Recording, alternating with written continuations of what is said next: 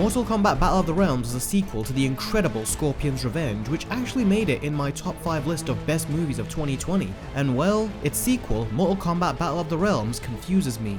It confuses me how the creators were able to make such a brilliantly contained film the first time round, and then made such a rushed mess of a movie the second time. I have so many problems with MK Battle of the Realms that I don't know where to start. The first big problem with this movie, and I realized this very early on, is that our heroes suck. In every single scene, they're getting their asses handed to them. They make stupid decisions that go against the wiser and more cautious characters that they were in the previous film, and new characters that are introduced feel like they were thrown in at the last second. So much so that when they die, you really don't give a shit. And there are some really big deaths in this movie, and they don't feel earned. And in some of these instances, they will do something so stupid that you can't help but think, yeah, you died. What did you think was gonna happen? The biggest offender of this is definitely Raiden. He is such a moron in this film. He sacrificed his power so he can join Mortal Kombat, and at first you think he did this because he's going to be a badass in the ring and really help our characters until the final battle with Shao Kahn. But no, he just barely wins his battles, and the people he mostly fights are nobodies. He ends up winning most of his fights right at the last second, but throughout the rest of it, he is getting his butt kicked so bad that it isn't even funny. He really was useless in this film, and when you hear that Raiden is going to participate in Mortal Kombat, that should be so awesome, but instead,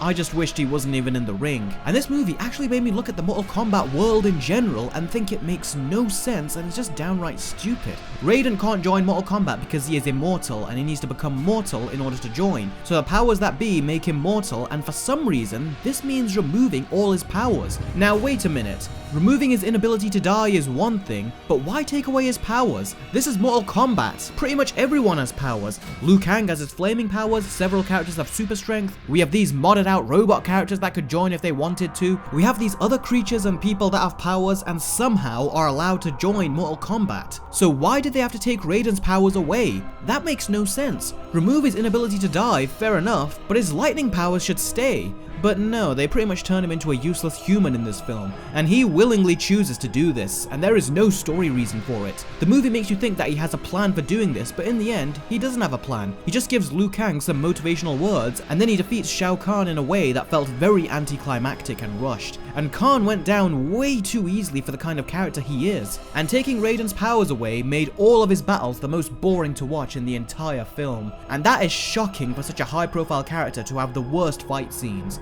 And in general, the fights weren't anywhere near as well edited as the fights in the first film, and they don't feel as big or grand in scope. And because the story is so badly told, the fights don't feel like they are a coherent part of the story. And aside from Sonya, everyone gets their butts kicked during Mortal Kombat, and not in a way that provides the movie with tension, but in a way that makes you look at the characters and think, guys, what happened? I don't remember you fighting like novices before. And Johnny Cage, he was my favorite character from the last film, and he had a lot of funny dialogue. In this movie, he didn't even make me laugh once. His comedy was so forced, and it felt like they spent no time coming up with his humor, and every joke that came out of his mouth fell flat. And by the halfway point, as much as I was trying to maintain my attention, I was just waiting for the film to be over. And at first, I thought they were trying to set up something big for the next film, but then they very quickly resolve it at the end of this film. And it honestly just made the film even worse than it already was. What happened with this movie? Everything about it was nowhere near the level or skill or quality that the first film was. They should have just simplified the story and focused on the Mortal Kombat tournament that would lead to the final fight with Shao Kahn, possibly where all the characters could take him on at once because Shao Kahn's ego got the better of him. But instead, they take a long time setting up the story, they go off on tangents and subplots of a world-ending threat, as well as completely separate character arcs, and then sometime later we finally get to the Mortal Kombat.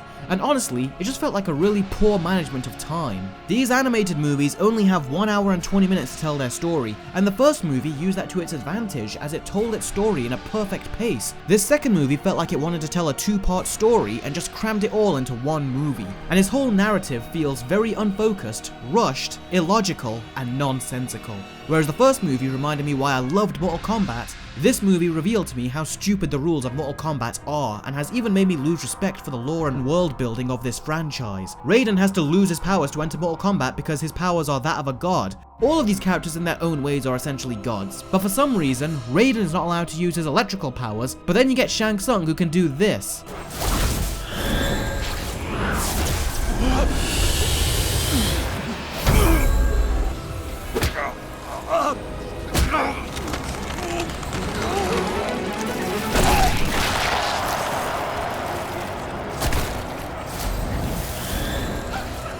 How is that not a godlike power compared to Sparky here? This movie is really bad, and it took characters that I genuinely loved in the first film and reduced them to unintelligent morons in the second. And it took a cliffhanger that I was really looking forward to and gave me one of the worst possible continuations it could. And for that, this movie gets a 3 out of 10. I don't know if it was studio interference, maybe the creative team for this movie were on a very strict deadline and weren't able to spend more time with the script. Whatever the reason, this is what we have in the end, and it is really bad.